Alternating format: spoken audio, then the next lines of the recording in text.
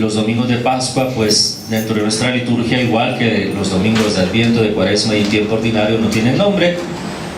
El Papa Juan Pablo II introdujo una parte de la costumbre de las iglesias orientales al ponerle nombre al segundo domingo de Pascua, pero esto no quiere decir que no tengan, digamos, como grandes temas. Obviamente, ¿verdad?, en la octava de Pascua la resurrección, en el segundo domingo tenemos la Divina Misericordia, que es el nombre que le puso el Papa Juan Pablo II. Después tenemos, ¿verdad?, la fuente del amor en la resurrección, y en el cuarto domingo tenemos el Buen Pastor. Usualmente se le llama el Domingo del Buen Pastor en el tiempo de Pascua, aunque, como repito, no tiene nombre, ¿verdad? En nuestra liturgia romana únicamente tiene cuarto domingo de Pascua. Pero como ese es, digamos, la reflexión, usualmente algunos estudiosos le ponen también el cuarto domingo de Pascua del Buen Pastor. Reflexionando sobre la vocación del Buen Pastor, a muchos se les viene la idea, ¿verdad?, de que esta reflexión es sobre todo de aquellos que hemos sido llamados en nuestra iglesia al servicio, por ejemplo, mediante el sacramento del orden.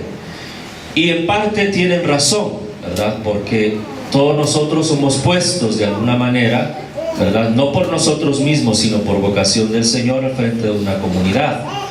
Pero el ser buen pastor, después del Concilio Vaticano II y en nuestros tiempos, no es una vocación que implique solo a los sacerdotes, sino que implica de hecho a todo aquel bautizado que, estando en comunión con un sacerdocio que es común, ¿verdad?, para todos nosotros, también tiene que reflexionar sobre esta situación.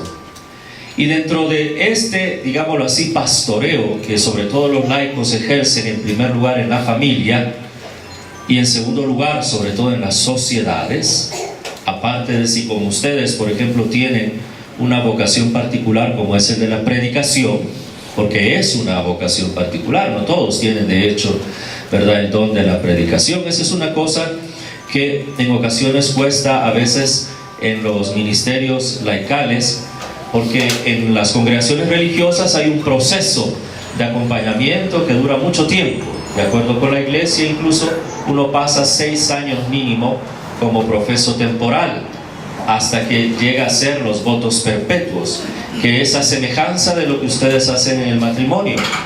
Solo que ahora muchos, ¿verdad?, van al matrimonio a las 2 o 3 semanas de haberse conocido, y a veces se rompen este tipo de situaciones. La iglesia es muy sabia, por eso no puedes hacer un convenio con Dios, ¿verdad?, de entregarte a Dios, sino después de mucho tiempo. Por eso te aceptamos para hacer los votos ahora, pero vas a pasar de 6 a un máximo de 9 años, para que también tú te abras al Espíritu y de alguna manera pues logres percibir si esta es tu vocación. He escuchado yo matrimonios que han pasado 6, 7, 8 y hasta 9 años de novios. Pues qué interesante, qué bueno que han pasado ese tiempo para conocerse y después han dicho sí. En cambio ahora parece que más bien la cuestión es juntémonos, y si acaso, ¿verdad?, la cosa va bien, entonces puede ser que aceptemos el matrimonio. Puede ser, dicen ahora los jóvenes, no es que tan fácilmente lo digan, y no debería ser así las cosas, ¿verdad? Dentro de esta vocación entonces familiar, obvio que ahora que estamos celebrando esta Eucaristía en acción de gracias por el don de la maternidad, aquí tenemos muchas hermanas que están en el ministerio, brevemente pues con esta grande introducción que les he hecho, quisiera reflexionar sobre la vocación de ustedes dentro de esta vocación, digamos, para ser pastores. El papá y la mamá en casa, en la familia, son también pastores, tienen un redil que tienen que cuidar. Yo estoy convencido que en nuestro siglo XXI una de las cosas que nos ha pasado es que los padres de familia han renunciado en muchas ocasiones a ser los primeros educadores en la fe de los hijos. Cuando mandan a los hijos al catecismo, en la primera comunión, en la confirmación, o lo inscriben en un colegio católico, nosotros los sacerdotes o los catequistas en las parroquias y los educadores en el colegio católico les ayudan a ustedes, pero no podemos suplantarlos. Y el problema es que muchos de ustedes, en cambio, han querido que nosotros los suplantemos, y eso no debe ser así. en primer lugar, donde un niño o una niña debe aprender a reconocer a Dios como Padre y a María Santísima, ¿verdad?, como Madre dada por el mismo Jesucristo a todos nosotros, es en el hogar. Dentro de esta reflexión me voy a permitir leer unos puntitos nada más de un libro que mi madre, de hecho, fue la que me lo hizo descubrir. Ella fue por 37 años maestra en el sector público. Pero después de ese tiempo, ¿verdad?, cuando dijo, ahora sí ya tengo tiempo para hacer lo que deseo porque mis hijos ya están todos grandes y ya vienen los nietos, se dedicó a estudiar teología y sacó un diplomado en la universidad. Y luego de eso, ella era feliz dándole catequesis a los niños de la primera comunión. Recuerdo que en unas vacaciones me dice, hijo, tengo un libro aquí que he comprado porque me llamó la atención y lo he leído, me ha encantado tanto. Y ella me dijo así, ¿verdad?, como tú eres teólogo, no es cierto, pero bueno, ella me dijo así, quiero que lo leas y me des tu opinión. Yo me lo llevé, ¿verdad?, porque como les digo, estaba en vacaciones, no lo leí en vacaciones, me lo llevé y lo leí. A mí me encantó también ese libro. Es este libro que muy interesantemente está basado en los escritos de una monja del siglo III o IV. Tal vez ustedes se recordarán que desde España viajó por toda Europa hasta Jerusalén, llegando incluso a Roma, y escribió y describió la liturgia de la iglesia en las principales sedes donde ella encontró. Gracias a esta monja es que ahora nosotros en el siglo XXI podemos de alguna manera entender y comprender y saber cómo era que se celebraba en estos primeros siglos la liturgia en la iglesia. La monja Egeria. Pero ella escribió 4 libros, el primero y el cuarto se habían perdido, hasta que algunos de estos sacerdotes, ¿verdad?, lo encontraron en la abadía de Monte Cassino, que es un monasterio muy famoso de los benedictinos en Italia. Y el padre Santiago Martín se dedicó a estudiar el último libro, el que después publicó con este título, que tal vez ustedes ya lo conocen: El Evangelio Secreto de la Virgen María. Es muy hermoso, porque no podemos pensar que tal vez ella lo había escrito, no sabemos quién es el autor, pero según el escrito, se supondría que son las vivencias de María Santísima como madre, esposa y discípula de Jesús. Es decir, encontramos en este escrito a alguien que recibe un grande regalo de Dios, pero que también nos expresa cómo tiene que, de alguna manera, ha ido entendiendo que ese hijo a quien ella ha dado a luz es también su Señor. Y nos descubre también ciertas intimidades hermosas que son propias de la vida familiar. Como por ejemplo ella dice, nos amábamos entrañablemente José y mi persona, los dos hemos hecho voto al Señor de permanecer limpios para nuestra vida, pero eso no mermaba nuestro amor. La relación de José con Jesús, ¿verdad?, que en ocasiones incluso en un momento llega ella a decir que cuando escuchó por primera vez hablar a Jesús que tenía que obedecer a su padre, y cuando María le dice, ¿estás hablando de José? No, estoy hablando de mi padre. Él de alguna manera se sintió, pero después entendió también y comprendió. Quiero leerle solo unos parrafitos. En el capítulo 10, Educar a Dios, ¿verdad?, por allá, por la página 119, 118, hay unas cosas muy interesantes para, sobre todo las mamás, que las estamos recordando ahora, con el modelo de María Santísima. Jesús, dice, era un niño como los demás, y sin embargo era muy distinto. Jugaba como todos, pero se reía más que ninguno. Era el que más fácilmente podía convertirse en el jefe de la pandilla, pero se negaba a ello cuando eso significaba tener que pelearse con algún otro niño que aspiraba a lo mismo.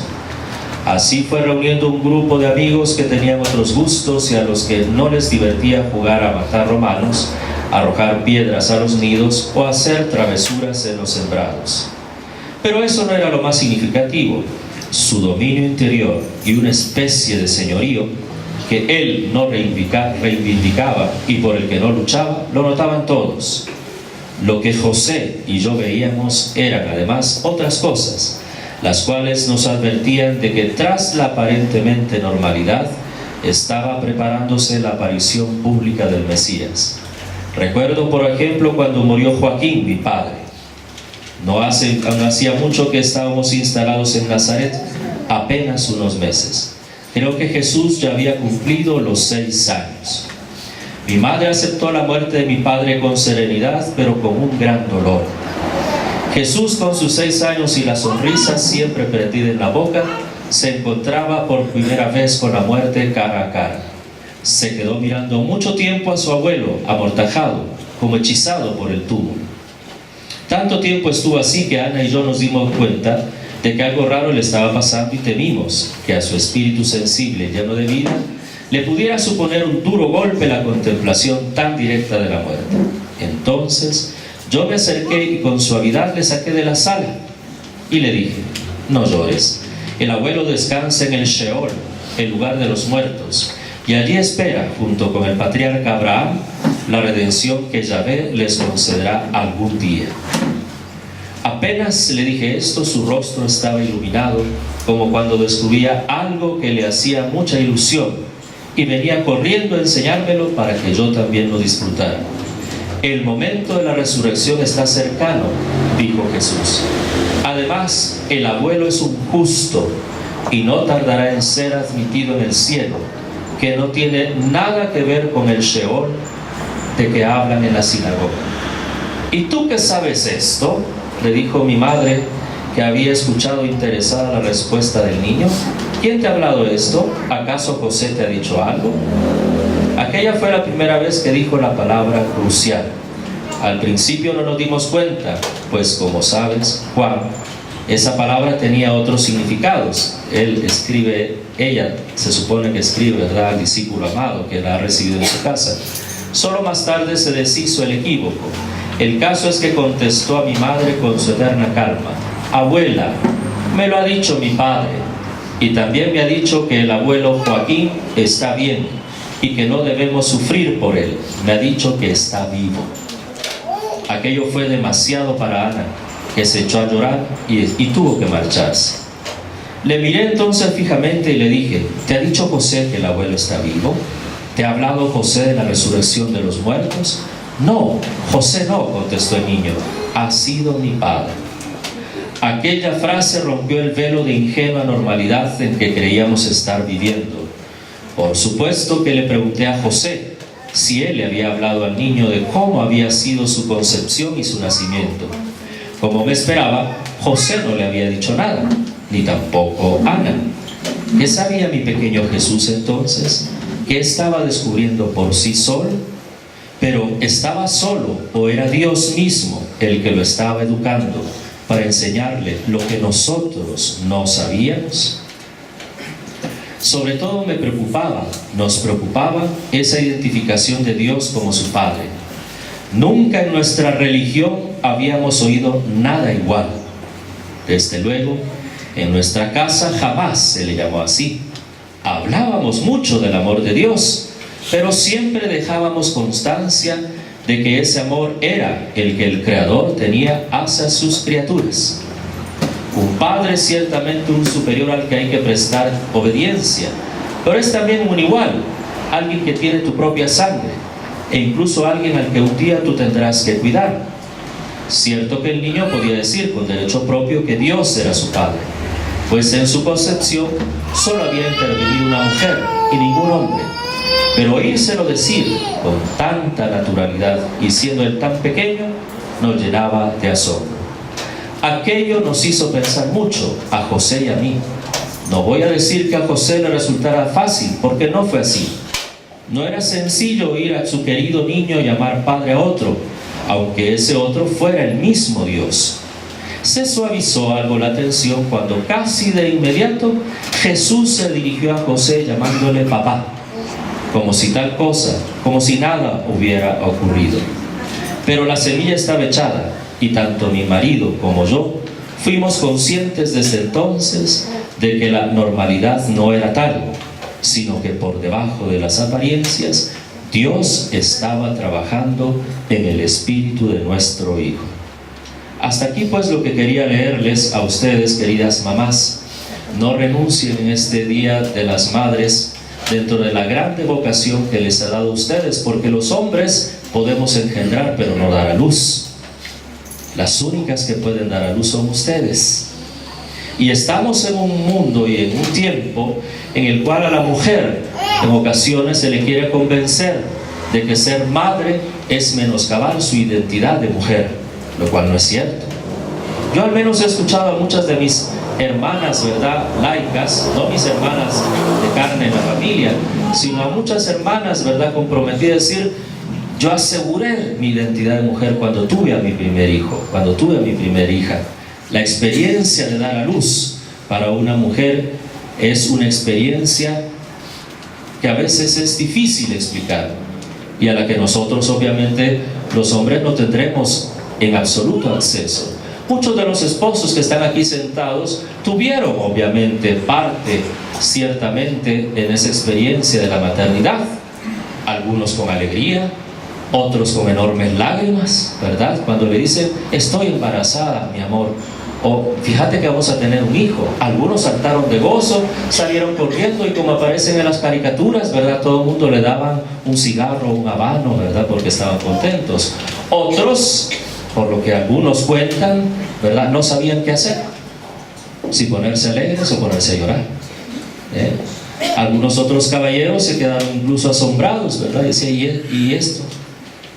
¿Será mío? ¿No será mío?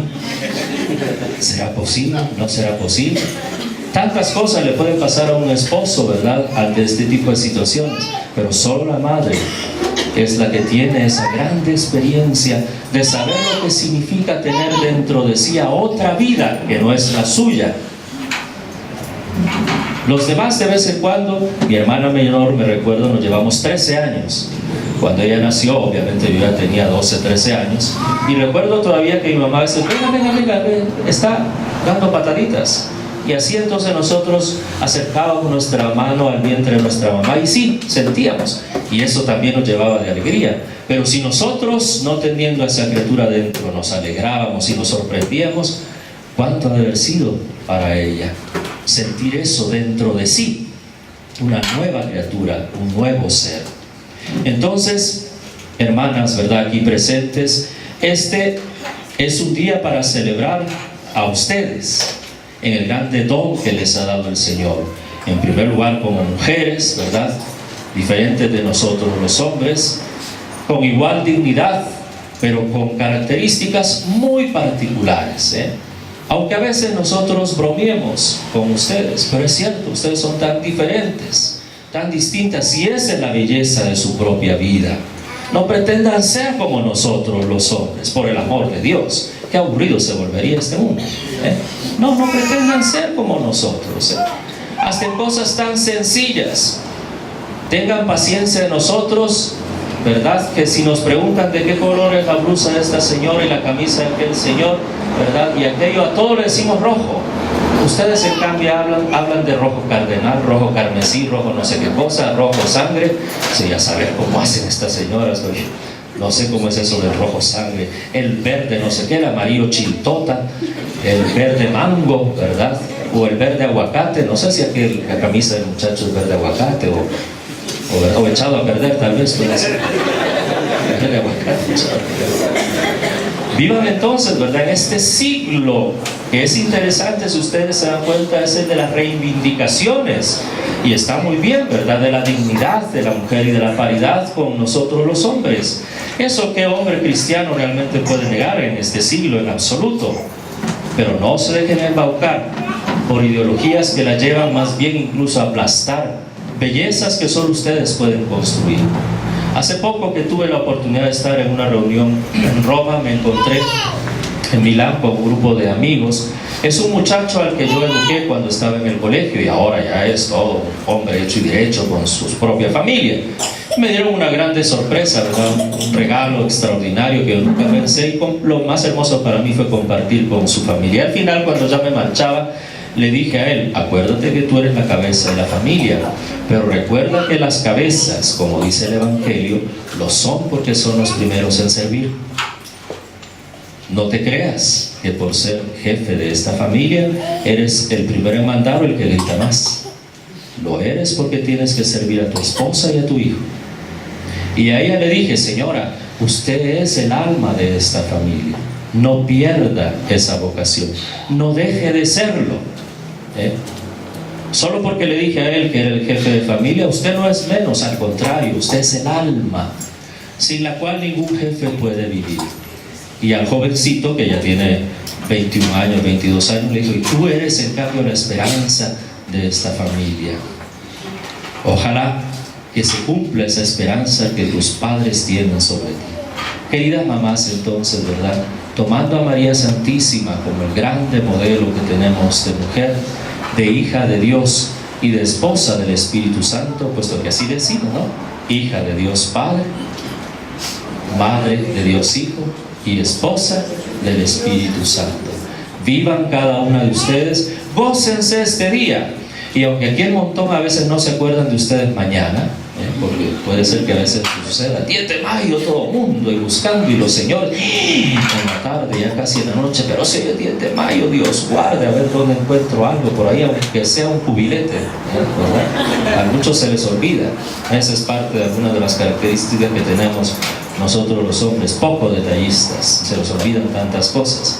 Pero no importa, ¿verdad?, que a veces nos olvidemos, o también a veces en ocasiones en las casas los hijos no se den cuenta de esos detalles de amor que ustedes tienen. Sigan siempre con esa vocación que el Señor les ha dado. Vivan esta Eucaristía, llénense del Espíritu Santo y, como hemos escuchado, estén atentas, ¿verdad?, a esa obra que Dios hace en sus propias familias.